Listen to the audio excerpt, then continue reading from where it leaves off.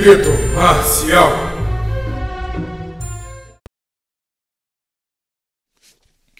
Saudações, amigos do programa Grito Marcial. Eu estou com um alemão aqui, que é uma pessoa muito importante para a capoeira de Santa Catarina, que a gente conseguiu um tempinho com ele aí no trabalho dele, que deve ser muito corrido com parapente. Mas então, para começar, o que te despertou a paixão na capoeira e quem foram seus professores? Cara, eu comecei a jogar capoeira em 77 e naquela época eu comecei a lutar. Eu sempre gostei de luta, eu comecei a lutar judô bem moleque, eu tinha 5 anos de idade quando eu comecei a lutar judô e eu conheci a capoeira, eu tinha 12 para 13 anos e eu já tinha uma experiência como lutador de judô, competia, tinha uns bons resultados nos campeonatos de judô. E eu andava de skate, cara, e naquela época o skate também era bem roots naquela época, né? E chegou um cara plantando bananeira, andando de skate plantando bananeira. Que naquela época o cara que plantava bananeira andando de skate era o cara, né? Pô, e aí, quem é esse cara? Daí fomos falar com ele.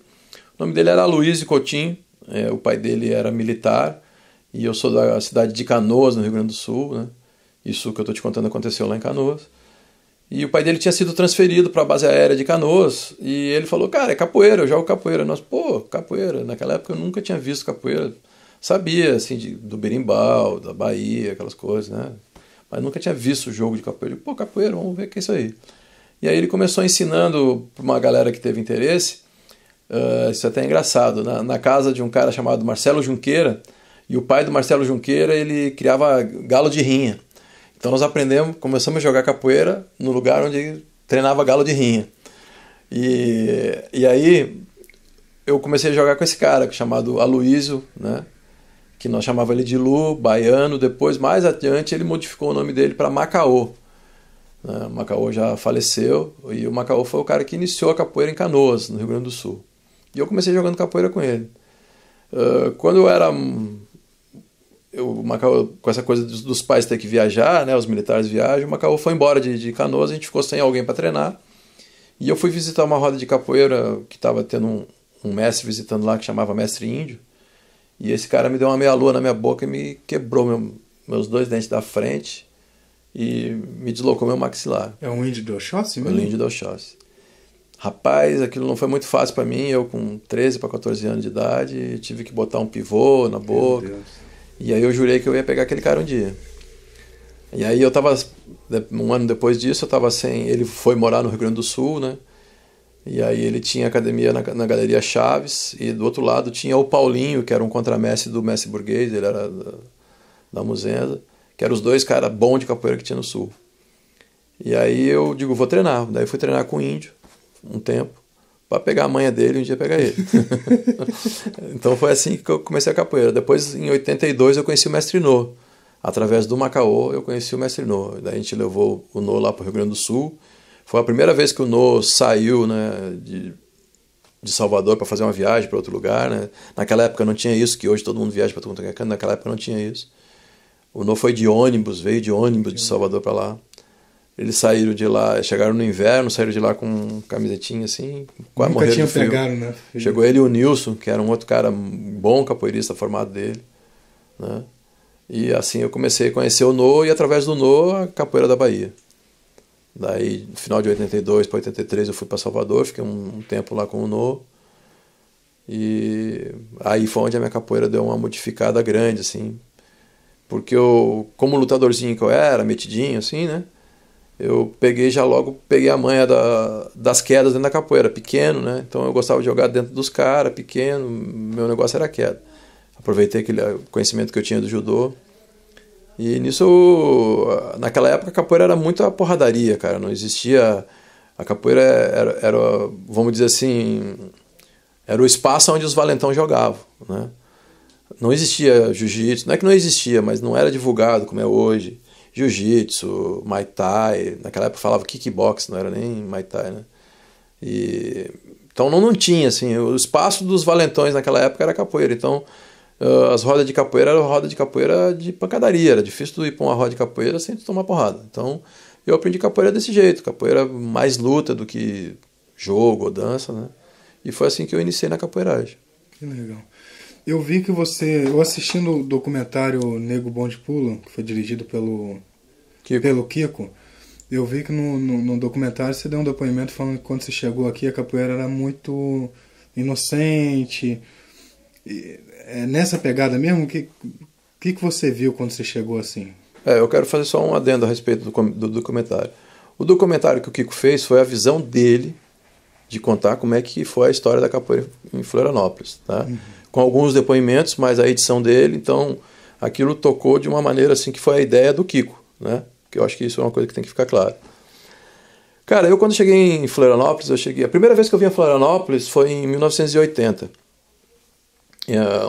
Alguns dias antes de eu vir para Florianópolis, teve um batismo do índio, que eu treinava no índio, que foi num ginásio da Polícia Militar em Porto Alegre, e tinha um monte de mestre. Naquela época a capoeira tinha explodido no Rio Grande do Sul, o índio tinha, cara, sei lá quantos alunos, 1000 alunos, uma coisa assim absurda, era absurdo a quantidade de alunos que eles tinham. Foi uma época que pegou moda a capoeira no Rio Grande do Sul, muito também por causa de um cara assim, que ajudou a divulgar bastante a capoeira lá, era o Peter. Esse cara ele era da Muzenza.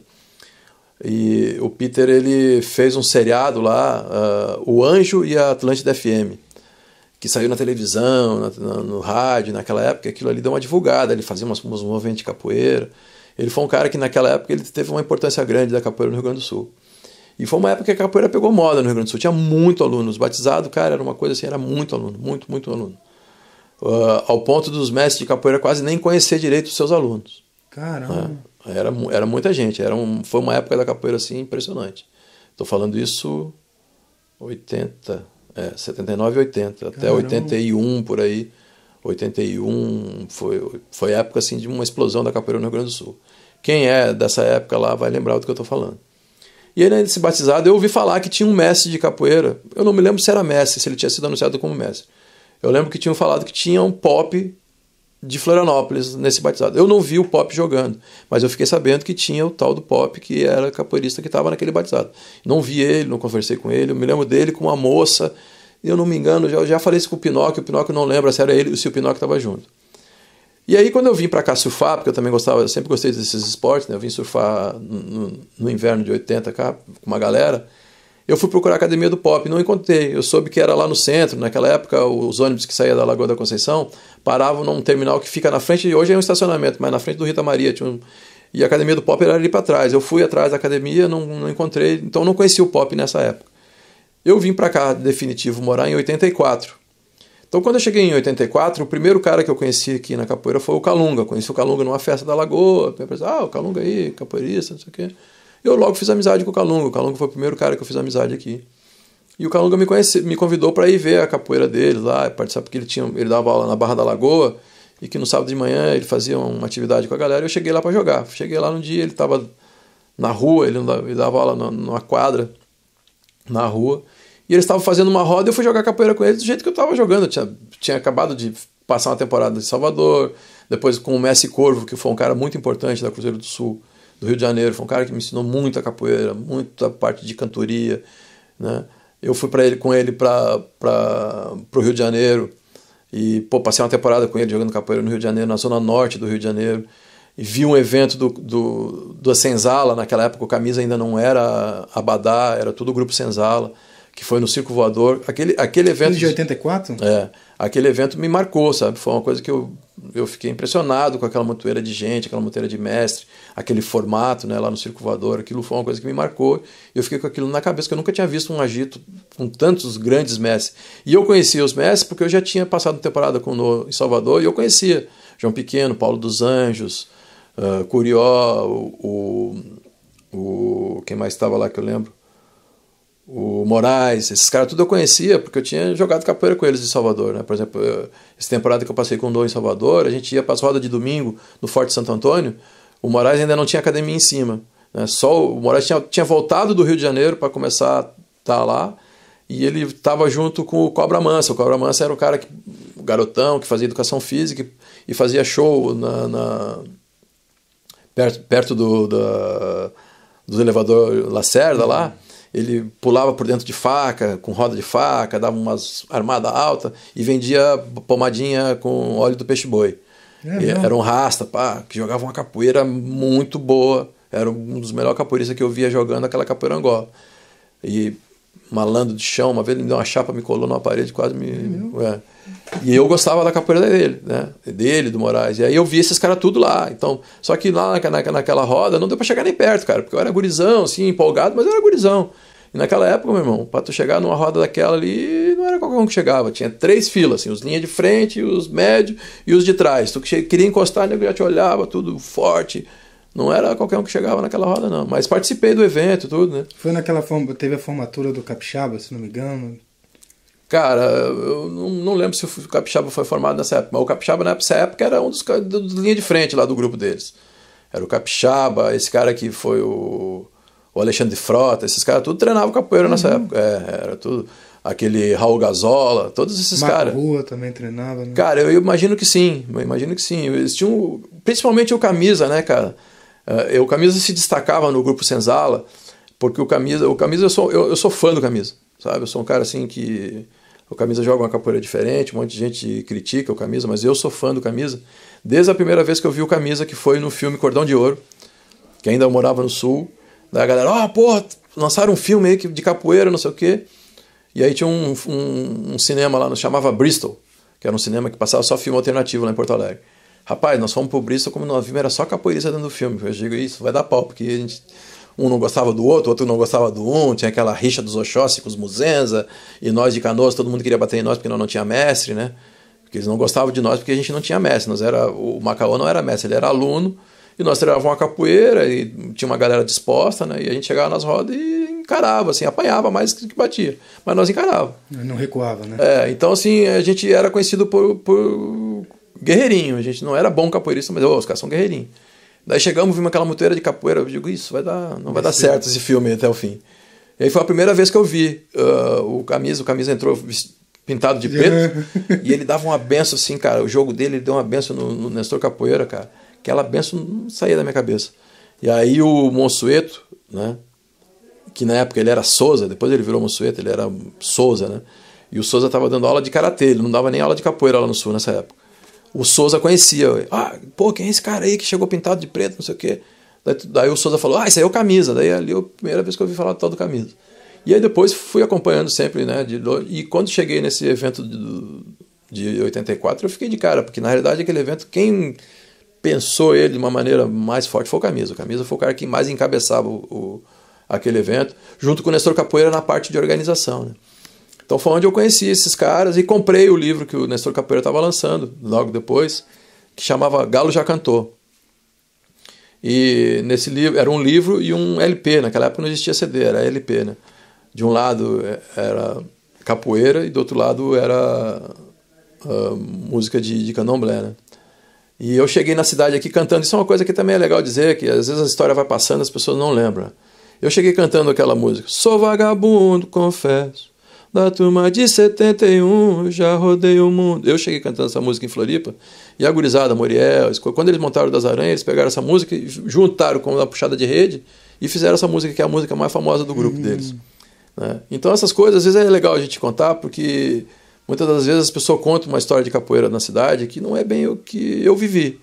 Né? Eu contei todo esse envolvimento para dizer que capoeirista que sou eu que chego aqui em 84.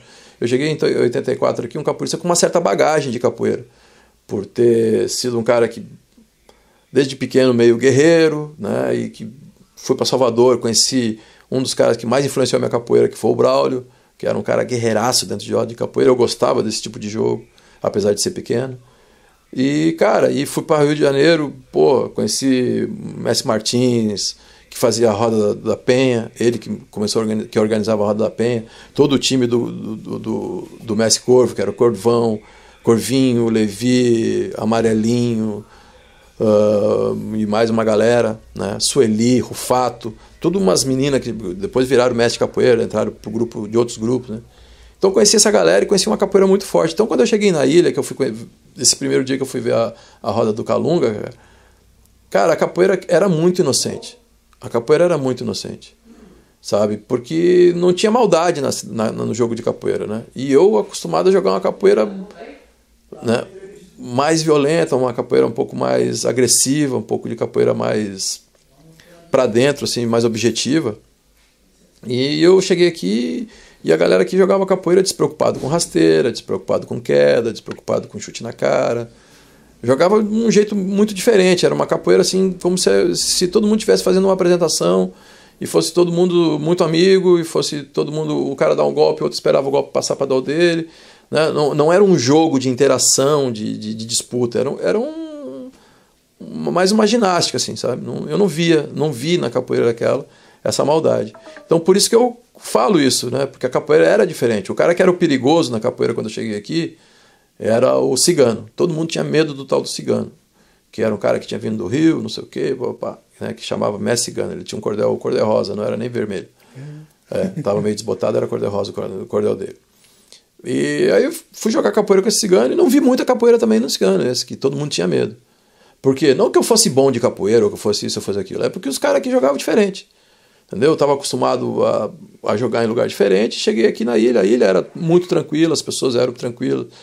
A cidade nessa época era uma cidade bem pacata, né? Então essa foi um choque para mim, vamos dizer assim, cultural em termos de capoeira, né? Porque aqui a capoeira não tinha violência, a capoeira não era nem violência, a capoeira não tinha o jogo em si propriamente dito, não tinha o cara que ganha, o cara que perde, né? Então era cara, todo mundo meio que fazia um malabarismo dentro da roda de capoeira. Me desculpe os mais velhos se não gostarem do que eu vou falar, mas a realidade é essa, né? Não existia aquele capoeira que tinha golpe para dentro, que tinha armação para dar uma queda no cara, que sabia fazer uma armadilha para o cara entrar no jogo e tomar uma rasteira. Não tinha isso. E quando eu cheguei jogando assim, que era o jeito que eu jogava, que eu aprendi, que vivi por alguns lugares jogando capoeira, eu cheguei na cidade e as pessoas não me entenderam muito. Eu não fui muito bem entendido por algumas pessoas, né, aqui na cidade, naquela época. Acharam que eu era, sei lá, um cara prevalecido, não sei o quê. E eu desse meu tamanho que eu sou. Sempre fui desse tamanho, nunca fui maior do que sou.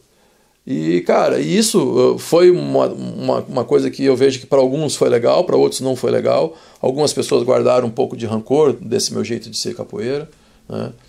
E mais adiante vieram contar histórias diferentes da capoeira, né? E eu conto essa história porque quem viveu essa época sabe que essa é a história do que aconteceu na capoeira. E cheguei muito empolgado, né? Cheguei garotão, empolgadão com a capoeira aqui na cidade, trazendo muita gente do Sul, do nosso grupo do Sul, trazendo e tendo esse contato com o No, né?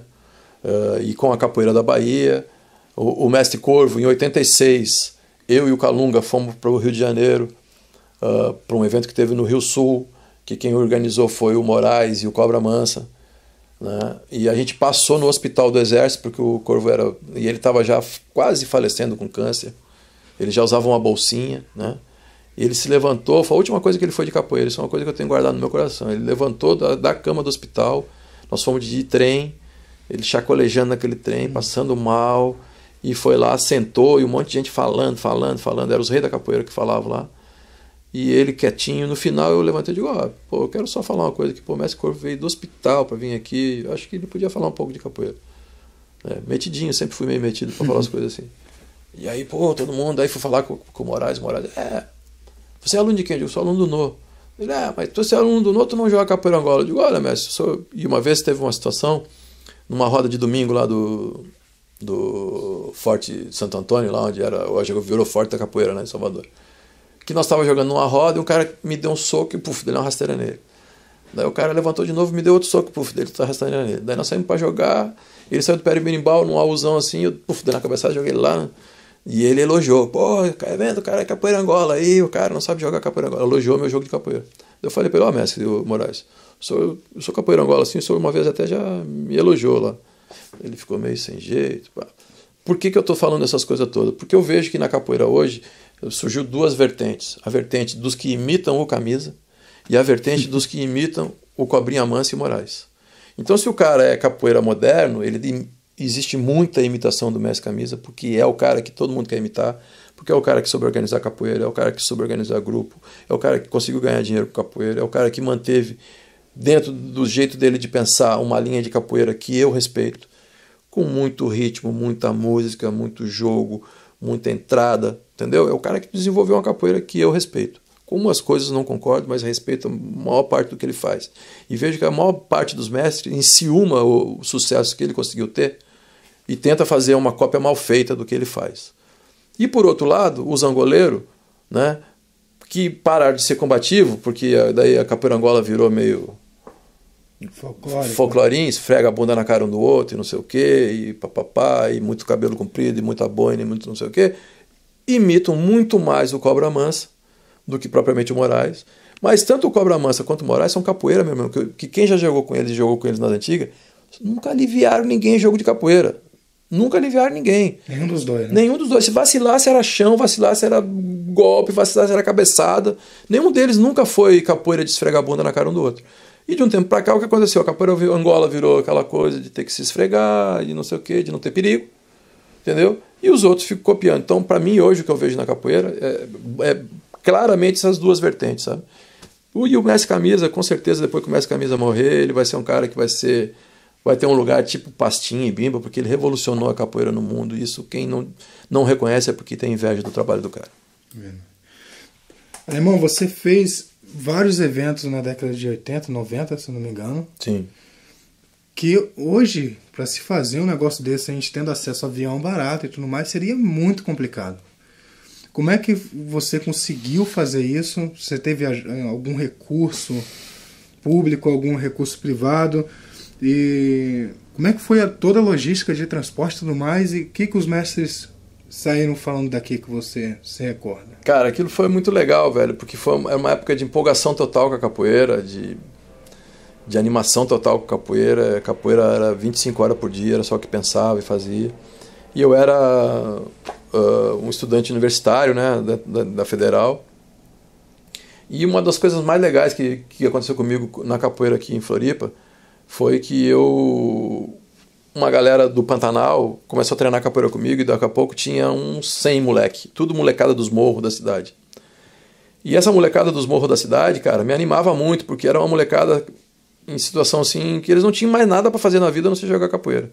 A maioria deles não tinha pai, a maioria deles, o irmão já estava envolvido fazendo algum tipo de pilantragem, né? Então os caras não tinham uma referência. E a gente montou um grupo muito legal com essa gurizada. E o que a gente fazia, cara? Eu tinha acesso a fazer serigrafia, porque o meu irmão fazia serigrafia, e a gente fazia umas pranchas de surf, então fazia uns desenhos lá, tinha umas canetinhas de aerógrafo, e a gente fazia umas camisetas pintadas, coloridas, assim, bonita. E, cara, e era obrigação, que nem em colégio, quando o cara tem que sair para vender prenda, eu fiz isso com a galera, ó, tem que vender tantos adesivos, tem que vender tanta camiseta, quem não vender vai tomar pau na roda. Daí a galera saía, meu irmão, a gurizada saía.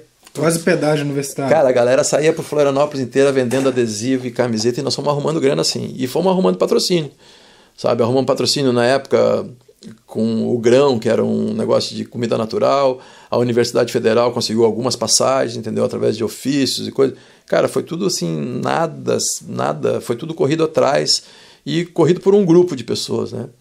Ficou mais encabeçado em mim por ser o cara que dava aula naquela época, mas foi o conjunto da moçada toda, todo mundo muito empolgado com a capoeira, que fez aquilo acontecer. E realmente naquela época, cara, comprar uma passagem de avião era uma história, não é que nem hoje. Naquela época era muito difícil. E uma outra coisa que também que é legal falar, que, por exemplo, no vídeo, né, o No é um cara que eu tenho maior consideração pelo mestre No, respeito.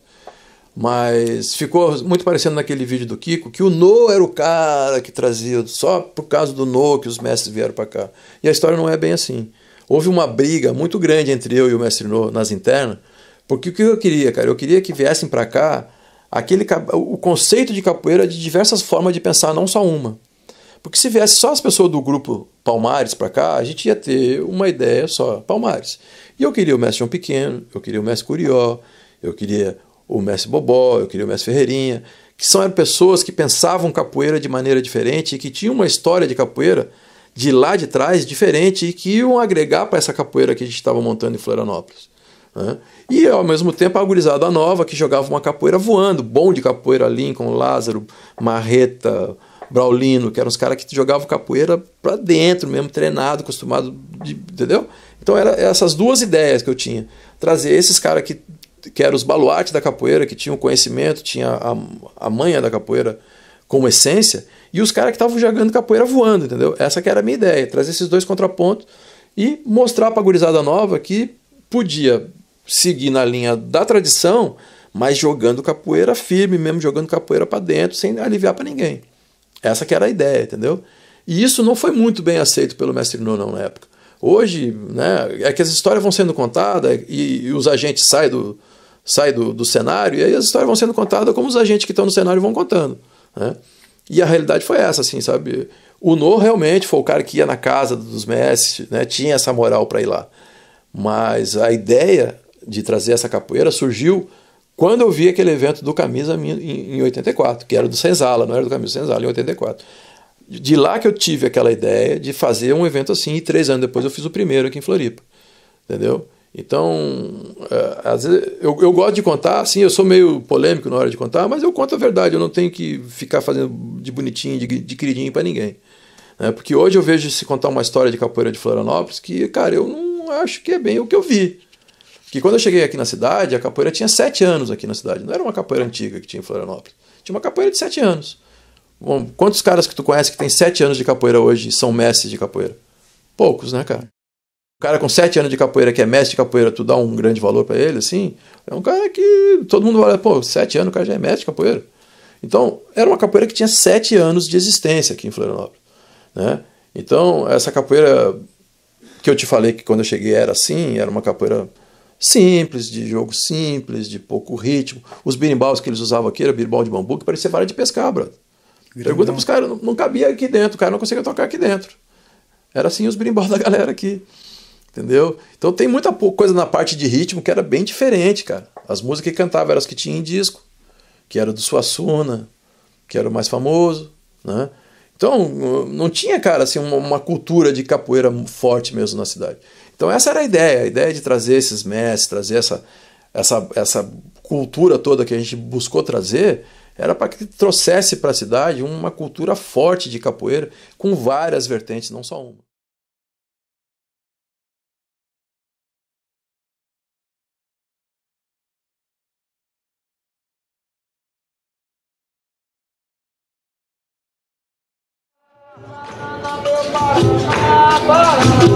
Ei, Paraná, é a pintura do cão, Paraná. Ei, Paraná, Paraná, meu Paraná, Paraná. Ei, Paraná, a mulher pra ser bonita, não precisa pintar. A pintura é do diabo, a beleza é do diabo. Joga pro lado de cima, joga pra lado do mar. Eu vesti essa velha de lampião. Eu vesti essa velha de lampião. Eu lampião, deixa eu dar terra.